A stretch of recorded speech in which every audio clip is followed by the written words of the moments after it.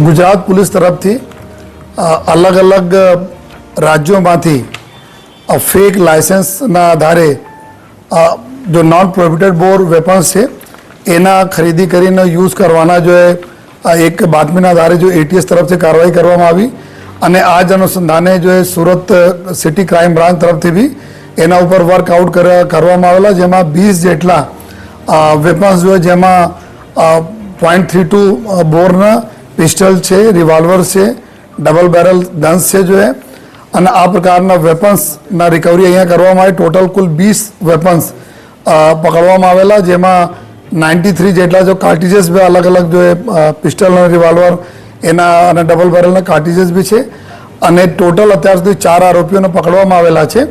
અને કુલ 16 જેટલા આરોપીઓ અમારા વોન્ટેડ છે જેને પકડવાની કામગીરી ચાલુ છે. આમાં વિગત એવું છે કે અહીંયા એક ગજાનંદ ગન હાઉસ આવે છે જ્યાં અતુલ પટેલ એના જો માલિક છે અને આ એના માધ્યમથી કુલ 6 જેટલા ફેક લાયસન્સ જો નાગાલેન્ડમાંથી બનાવવામાં આવેલા અને પછી જો કહાનીના મતલબ આ લોકોની પ્રક્રિયા એવી રીતે ચાલુ થાય છે કે નાગાલેન્ડમાંથી ઇસ્યુ થયેલા લાયસન્સ આધારે જો ગજાનંદ ગન હાઉસમાંથી લગભગ 51 જેટલા વેપન્સના જો વેચાણ કરવામાં આવેલા છે. આ અનુસંધાને જો એક વ્યક્તિ છે જેના શેલાભાઈ બોડિયા નામના એક વ્યક્તિ છે જો અહીંયા કામરેજ પાસે રહેતા હતા અને આ એના માધ્યમથી જ્યારે ગનોના વેચાણ અહીંયા થતા હતા ગજાનંદ ગન હાઉસમાંથી ત્યારે જો અતુલભાઈ એના કોન્ટેક્ટમાં આવીને એક આસિફ કરીને એક વ્યક્તિ છે જો હરિયાણામાં રહે છે. જો આ બધા આમાં કિંગ પિન અત્યાર સુધી અમારે તપાસમાં નીકળ્યા છે જો મેન એના મુખ્ય એના કલ્પિટ છે, તો એના કોન્ટેક્ટ કરીને અહીંયા જે લાયસન્સ જો ઈચ્છુક લોકો હતા જો એના કોન્ટેક્ટ કરીને અહીંયાથી એના આધાર પેન બીજા જો ફોટો વગેરે લઈને બ્લુ ડાર્ટ કુરિયરથી સીધે નાગાલેન્ડ મોકલવામાં આવતા હતા આસિફના બતાવેલ જગ્યા ઉપર જો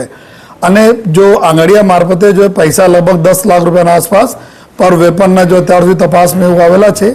નોઈડા અને દિલ્હીમાં આ આસિફ પાસે પૈસા અહીંયાથી મોકલવામાં આવતા હતા. નાગાલેન્ડમાંથી પછી વેપન આપણાના લાયસન્સ બને જોઈએ, લાયસન્સ બન્યા પછી અહીંયા લાયસન્સ આવે અને એના આધારે જો આપણા ગજાનંદ ગન હાઉસમાંથી ટોટલ બધા આ તમામ લોકોને જો વેપન અહીંયા આપવામાં આવેલા હતા. એટીએસ તરફથી બી રિકવરી કરવામાં આવી. પોલીસ જ્યારે ક્રાઇમ બ્રાન્ચની ટીમે કરી કુલ 20 જેટલા જો વેપન અમે રિકવર કરેલ છે. 4 આરોપી પકડા છે, 16 જેટલા આરોપીઓને પકડવાના બાકી છે, એની પ્રક્રિયા ચાલુ છે. આ લોકોના એમઓમાં ખાસ વાત એવું હતી કે 6 જેટલા લોકોના જો અતુલ પટેલે બનાવીને મોકલાયા, આ લોકો કોઈ દિવસ નાગાલેન્ડ જોયા પણ નથી, નાગાલેન્ડ ગયા પણ નથી, પરંતુ એના જો નાગાલેન્ડમાં એક એડ્રેસ ઘરના એડ્રેસ બતાવવામાં આવેલા છે અને આ એડ્રેસના આધારે ત્યાં પૂરી પ્રક્રિયા કરીને જો લાયસન્સ એના મેળવવામાં આવેલા છે. અને ઘણા બધા એવા પણ કેસીસ છે કે જો નાગાલેન્ડમાં જૂના લોકો પાસે લાયસન્સ હતા, ત્યાંના ઓરિજિનલ લાયસન્સ હતા જેની મોટી ઉંમર થઈ ગઈ, એમાં રિટેનર તરીકે અમુક લોકોના નામ નાખવામાં આવેલા જેમાં આ લોકો ખોટા એડ્રેસના ક્રિએટ કરીને રિટેનર તરીકે નામ નાખે અને પછી રિટેનરના આધારે નવા લાયસન્સ કઢાય જોઈએ.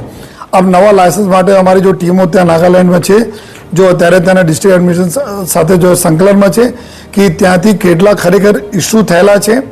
અગર ત્યાંથી ઇસ્યુ થયેલા તો નહીં થયેલા હોય તો આ બધા કેવી રીતે આ લોકો ફોર્જરી કરીને ક્યાંથી બનાવે અને ક્યાંથી જો અત્યારે જો MHAની સાઇટ છે જો એના ઉપર UIN નંબર હોય છે, યુનિક આઈડેન્ટિફિકેશન નંબર હોય છે તમામ લાયસન્સને, એના ચઢાવવામાં પણ આવેલા છે. તો કેવી રીતે ખોટી રીતે આ સાઇટ ઉપર ચડાવવામાં આવેલી છે, અંદરનો કોઈ વ્યક્તિ ઇન્વોલ્વ છે કે નહીં, એના માટે પૂરી અમારી ટીમ અત્યારે કામ કરી રહી છે જો લેકિન અત્યારે કુલ 20 જેટલા વેપન, 4 જેટલા આરોપીઓનો ધરપકડ કરવામાં આવી છે. આ એક મોટું સ્કેન્ડલ છે જેમાં આ લોકો જો બીજા રાજ્યોના ખોટા લાયસન્સ બનાવીને અહીંયાથી વેપનના વેચાણ કરીને યુઝ